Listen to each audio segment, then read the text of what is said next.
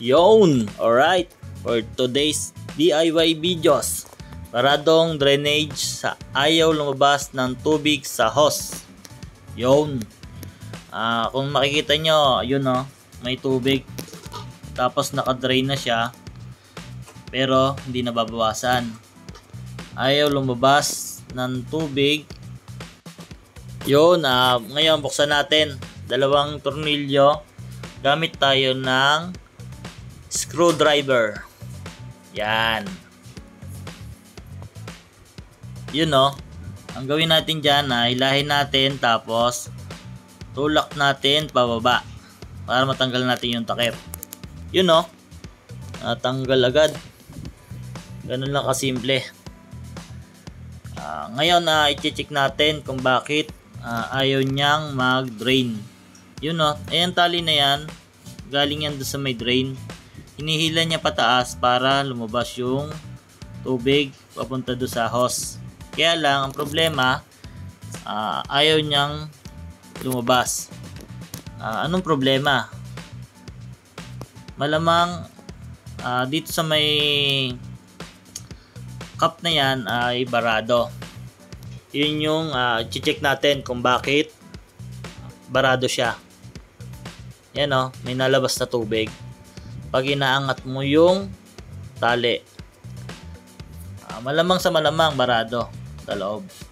Ngayon, buksan natin para ma-check natin kung ano yung problema. Yun o, kung ma-check nyo, kitang-kita na ang salarin. Sobrang dumi. Hindi na makita yung pump. Ayan o. Ayan yung mga dumi, sabon, at yung mga naiwan sa mga bulsa at mga sinulit, pati yung mga hibla-hibla ng damit. Nagsama-sama, kaya ganyan. Naging dumi na siya. Naging putik. Pati yung mga dumi-dumi ng sabon. Kaya ang gawin natin dyan ay lilinisan natin. Yon. Ayan, kuha tayo ng lalagyan, tapos lagyan natin tubig. Saka natin ilublob para linisan. Yung rubber pump, sa sarili kong tawag, ito ay nagsisilbing tagapigil at tagapaglabas ng tubig sa hose kapag dinedrain natin. At ito rin ang tagapigil sa pagkontrol ng supply ng tubig para hindi magkaroon ng tubig sa loob ng dryer natin. Kung wala nitong rubber pump, maaaring magkaroon ng problema sa linya ng dryer at magkaroon ng tubig, kaya mahalaga ang papel nito sa ating washing. Alright? Konting dagdag kaalaman na din sa atin. Ang rubber pump ang importante at dapat lagi natin i-check. Bagkus kung sakali magkaroon ng issue sa ating dryer at magkaroon ito ng tubig habang nagamit tayo ng washing, ito mismo ang need natin agad i-check. Maaaring madumi, makunat, or posibilidad na butas na ito. Kaya nagiging sanhi ng pagkakaroon ng tubig din sa dryer natin. Yan. Kaya dapat lagi natin i-check at dapat lagi natin lilinisan yung ating rubber pump, pati dun sa mismong cup na yon, para lagi natin na-maintain na laging malinis at hindi na maulit etong nangyaring yan. Mga 2 to 3 months yan, saka natin i-check natin kung marumi. Pag marumi na, linisan na natin. Yan. Alright? Dagdag kaalaman sa inyo para alam natin kung bakit ang pinagmumulan ng kung bakit nagiging barado yung ating washing. Ayos. Yan, linisan na natin yan. Linis-linis lang. Doon sa mga yan, ayos Kung makikita nyo, may mga sabon na matitigas doon.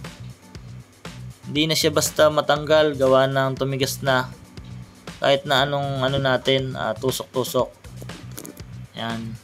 Tapos ang gawin natin, lagyan natin ng tubig sa loob ng washing para habang sinusundot-sundot natin dyan, naglalabasan na yung dumi papunta do sa may hose, para hindi na baka kasi may barado pa dun sa may mismong tubo niya yan.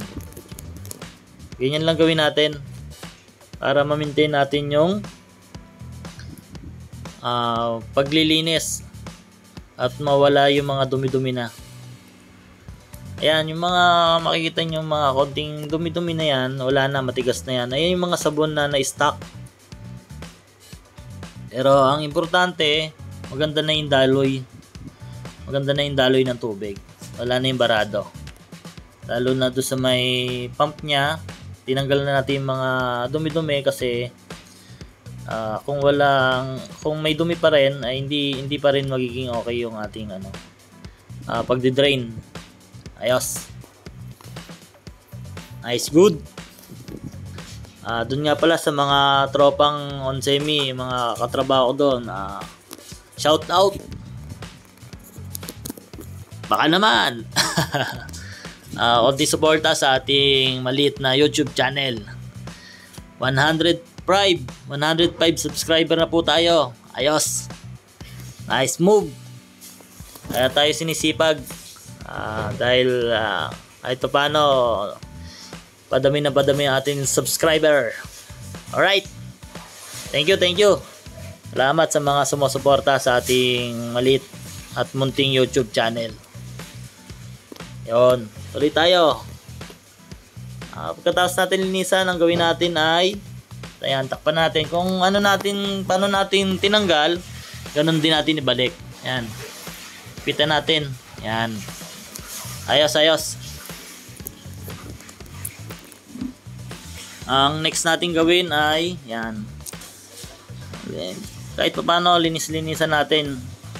Pala medyo na rin siguro dito, nagkakaroon ng leak kasi kung makikita niyo yung motor, medyo kalakalawang na. Yan. Verify natin yan. Ayan, bago natin takpan, medyo linis-linisan na natin. Gawa ng malamang, hindi na first time malinisan ito sa loob.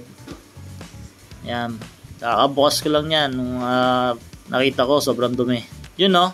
Ngayon ang gawin natin ay drain natin. Yun no. Kitang-kita na, normal na. Nade-drain na. Ayos. Kung nagustuhan nyo ating video, pa-like and share naman. Pa-subscribe na rin mga tropa. Salamat. Alright. Thanks for watching.